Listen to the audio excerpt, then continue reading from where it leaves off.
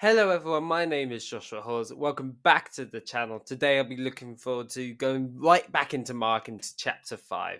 I'm really looking forward to it. There's a lot of really cool stuff to talk about in chapter 5 and about how Jesus is powerful. He's all powerful, but he also has deep love and deep care and compassion over us. So yeah, I'm generally looking forward to it. I hope you will enjoy. Let's get all this stuff out of the way now. If you did enjoy, if you could subscribe to the channel, turn notifications on, like the video so you don't miss a video. Turn notifications on so you don't miss the video. That generally does help me out a ton and helps with the encouragement to do stuff like this. So yeah, without further ado, let's get into it. Oh, I've just knocked the camera. Fantastic. But as in previous Mark videos, I've kind of split into two mini sections within it. So just be mindful of that. I'll be reading out Mark 5 verses 1 to 20, then explaining it, and then I'll be doing the same for 21 to 43. So yes, without further ado, let's just get into it. So Mark chapter 5, Jesus restores a demon-possessed man. They went across the lake to the region of Gerasenes, where Jesus got out of the boat and a man with an impure spirit came from the tombs to meet him. The man lived in tombs, and no one could bind him anymore, not even with a chain, for he had been often chained hand and foot, but he tore the chains apart and broke the irons on his feet. No one was strong enough to subdue him. Night and day among the tombs and in the hills he would cry out and cut himself with stones. When he saw Jesus from a distance, he ran and fell on his knees in front of him. He shouted at the top of his voice, "What do you want with me, Jesus, Son of the Most High? In God's name, don't torture me." For Jesus had said to him, "Come out of this man, you impure spirit." Then Jesus asked him, "What is your name?" "My name is Legion," he replied, "for we are many." And he begged Jesus again and again not to send them out of the area. A large herd of pigs was feeding on the nearby hillside. The demons begged Jesus, "Send us among the pigs, allow us to go into them." He gave them permission, and the impure spirits came out and went into the pigs. The herd, about 2,000 in number, rushed down the steep bank into the lake and were drowned. Those tending pigs rang off and reported this in the town and countryside, and the people went out to see what had happened.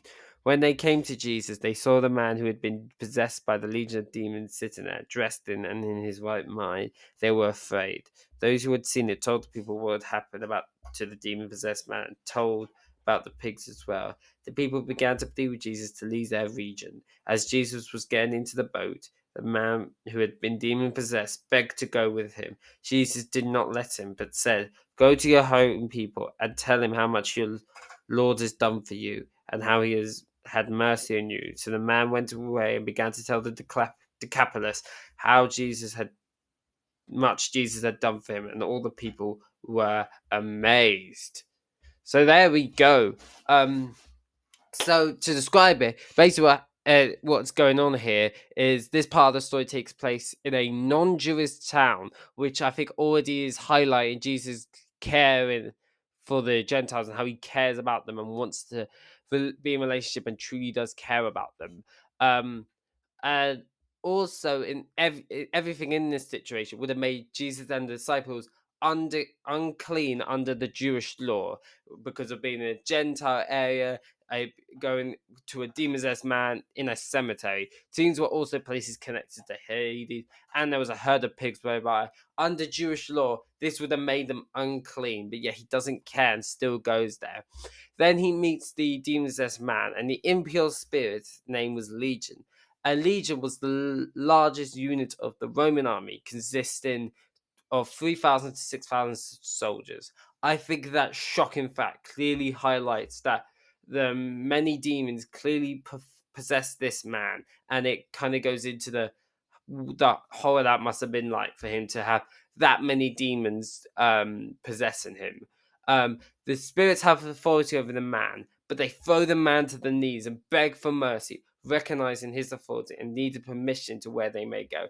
Jesus then permits them to go to a herd of pigs, and the man is restored. highlighting Jesus's power to be able to just take these spirits that have complete authority in man, and then going down to their knees begging for mercy. It shows the authority and power Jesus has.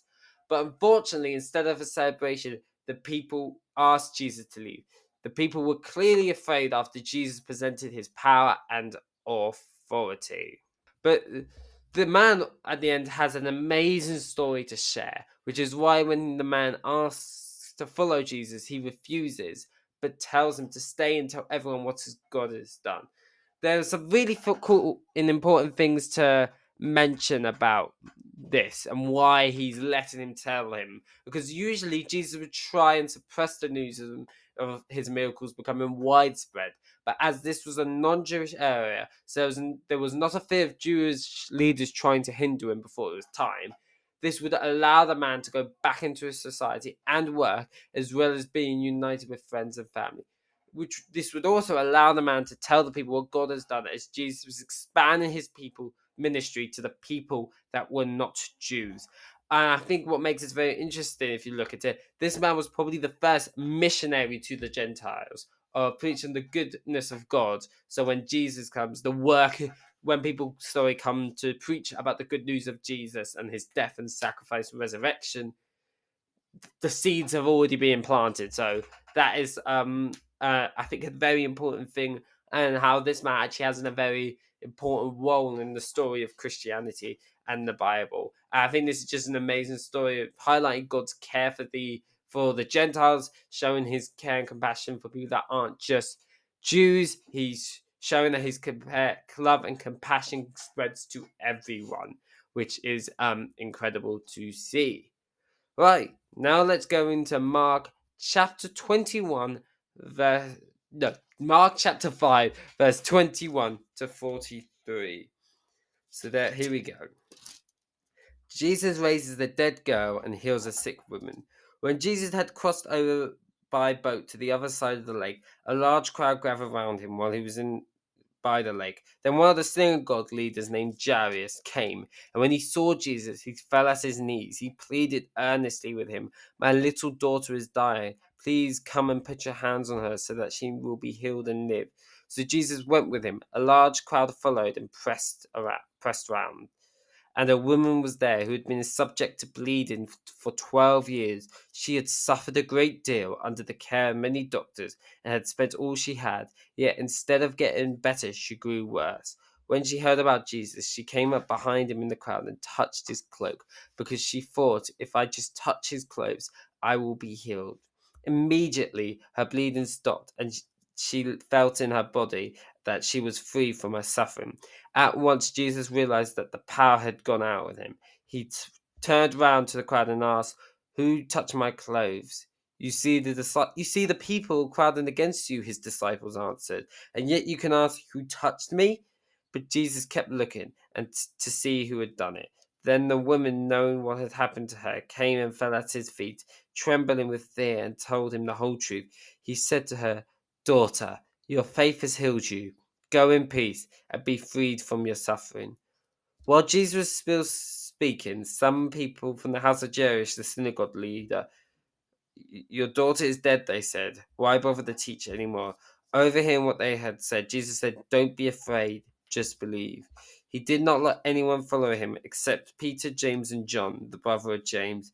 When they came to the throne of the synagogue leader, Jesus saw a commotion with people crying and wailing loudly. He went in and said to them, "Why all this commotion and wailing?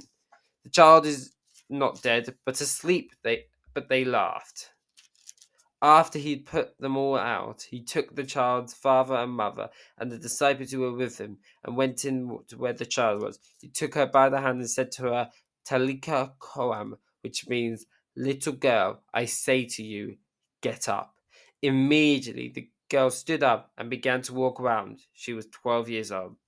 At this, they were completely astonished. He gave strict orders not to tell anyone about this and told them to give her something to eat.